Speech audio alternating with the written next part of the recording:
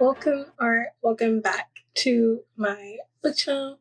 My name is Lady Lauren Explorer, and today I have a book that I think people in the book community, especially the romance book community, particularly do not like this trope that this book is heavily about, and that is infidelity or cheating. And it's Storm by Serena Akarode. This is from the Dark and Dirty Sinners MC series. I found this book because I was looking for an infidelity or a cheating book trope.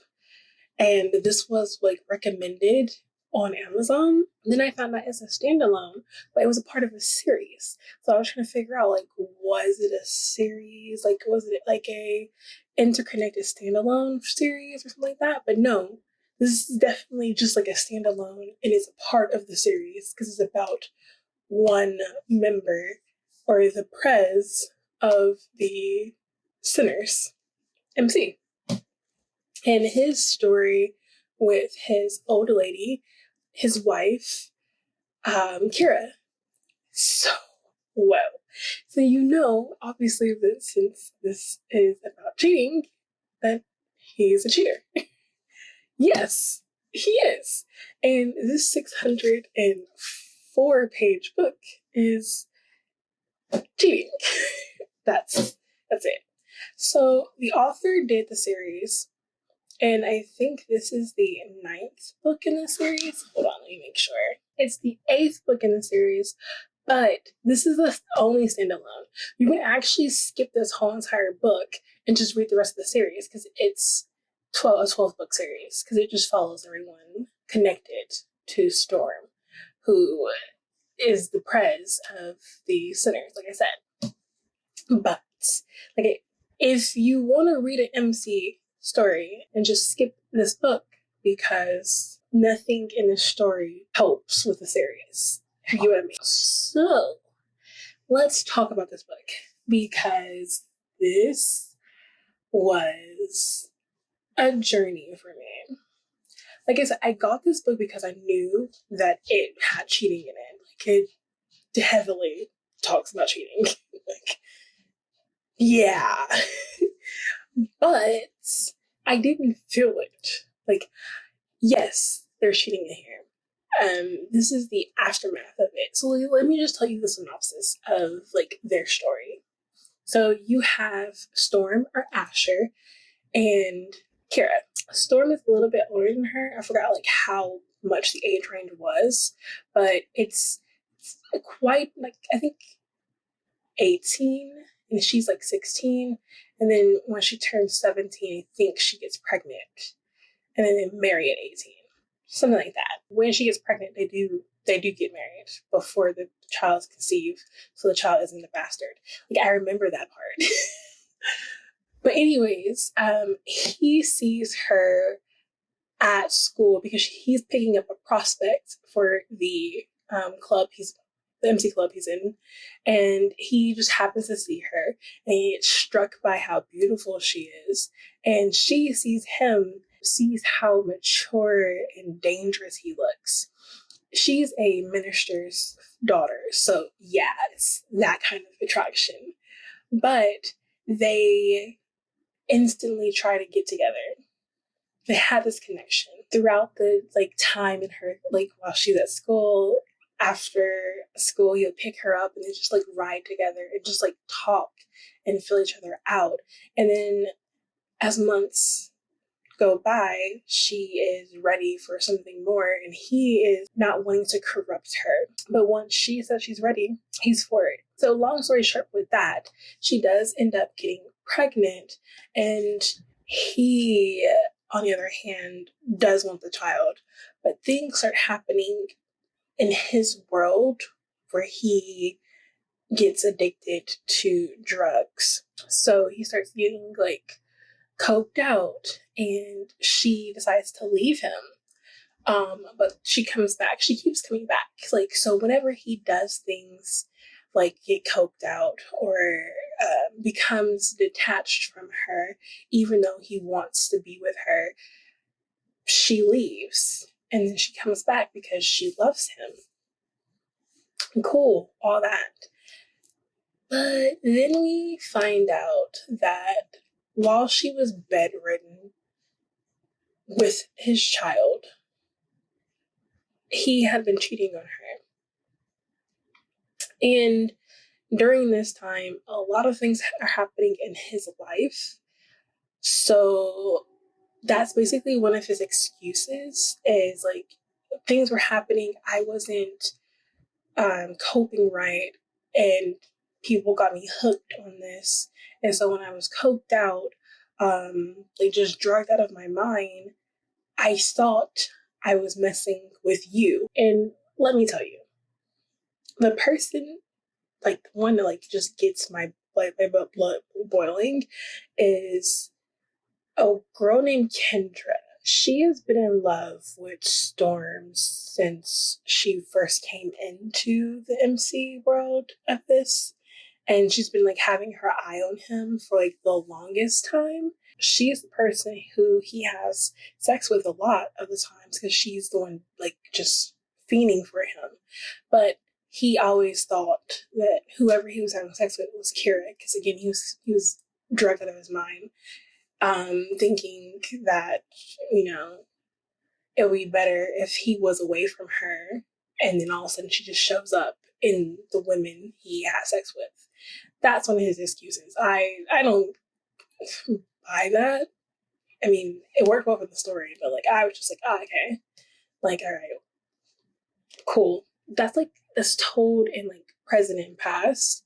So let me just say, I give this book a 3.75, mainly because like when I like cheating or infidelity in my stories, I like to see the before and the during and the after with the groveling. Sometimes the heroes don't even grovel. The heroines just take them back, which, you know, toxic.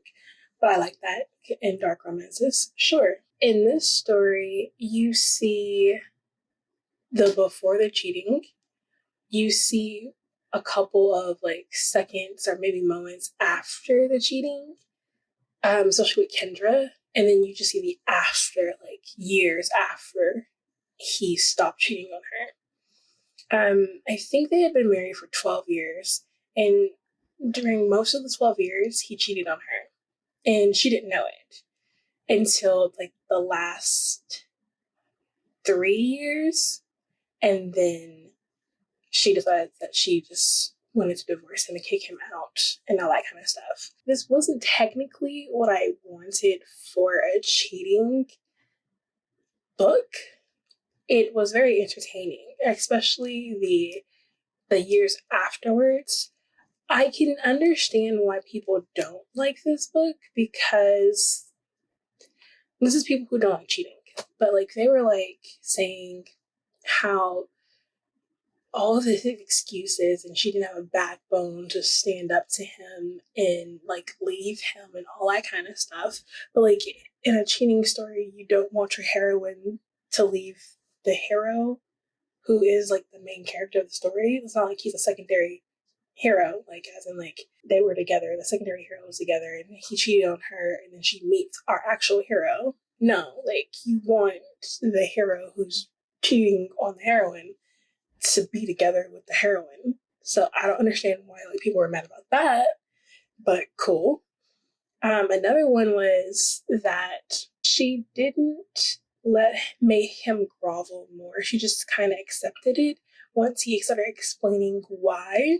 And I also can see from that point of view, it's not like actually groveling, but like what he's doing to repent for what his actions, his consequences of cheating. I think that's as groveling as you can be for what he does. I'm just saying, like that's like takes dedication, and he had done it for like a year. So yeah. Another one would be that the ending, right before you get to the epilogue, epilogue. Yeah, I think it's epilogue. Epilogue. You know what I'm trying to say? The ending. Right before you get to that, there is a trigger warning. You can actually stop reading the book before the trigger warning. Like once you get to that like last bit before the trigger warning, that's still HEA. Like whatever happened, HEA. Then there's the trigger warning that tells you like, hey, if you read past this point, you can figure out what happens 20, 40 years. I think it's 20 years though. 20 years after this ending. But warning, tearjerker. And so then I was just like, okay, well, I already knew it, what the ending was. I wasn't gonna read it because I don't want to cry. Like, I knew what the ending was. So I was just like, no, you're not getting me, Serena. I'm not about to cry like that. I don't want to ugly cry. But yes, the ending is technically an HEA. I would not consider it an HEA. Not by a long shot. Like, I don't consider what happens at the end of this book an HEA. But it is an HEA. Like, I can tell you. It's crazy. A lot of things happen. There is, like, pedophilia in here because their daughter, with what's going on with them, she is having the negative effects of her parents being separated. So she lashes out and latches onto things that normally children shouldn't latch onto. And that's when those creepers come in and try to rescue our kids. So there is a pedophile in here. It's just like mentioned briefly like a couple of times. Nothing actually ever happens to their child, but it is mentioned that the creeper has done other things to other sinners' children. There is torture. There also is parent death, and also suicidal thoughts, but heavily on the self-harm because of what Storm is doing to abstain from sex, or abstain from cheating on his wife because of his addiction. And that's another reason why, like, I understand why people are mad about this book and his behavior in this book, because he is a sex addict and the steps that he is taking by far are a little extreme. This, like I said, 3.75 is a thick one. I am going to keep this book because I liked some of the aspects of it, especially like the aftermath of cheating, even though I didn't feel any of the angst. I wish there was the angst in there, but this gave me a great parallel of like the aftermath of it. And it was like years. So, and if you just want to read this book and not the whole entire series, then you can do that too. Because that's what I did. Like, I'm not reading the series. Like, I'm not. But I did enjoy this book, and it was a 3.75. So, I hope you all enjoyed this review. It's a lot. Oh, and I actually finished another one. I was going to do a vlog on it, but I'll leave it to the end of this video. How about that? I'll give you my thoughts on it at the end of this video. So, my name is Lady Lauren Explorer. I hope you all enjoyed this again, and I hope to see you all in my next video. I post a video Monday, Wednesday, Friday, and sometimes Sunday. So please like and subscribe so you can see when I post, because I now have been like posting almost every single day. So there's that. And you need to know when I have a video coming up. So like and subscribe. I will see you all later. Bye. So I just finished Lord by the Dusk by Angela Ford. And let me just talk about this because I have so many, not even that many.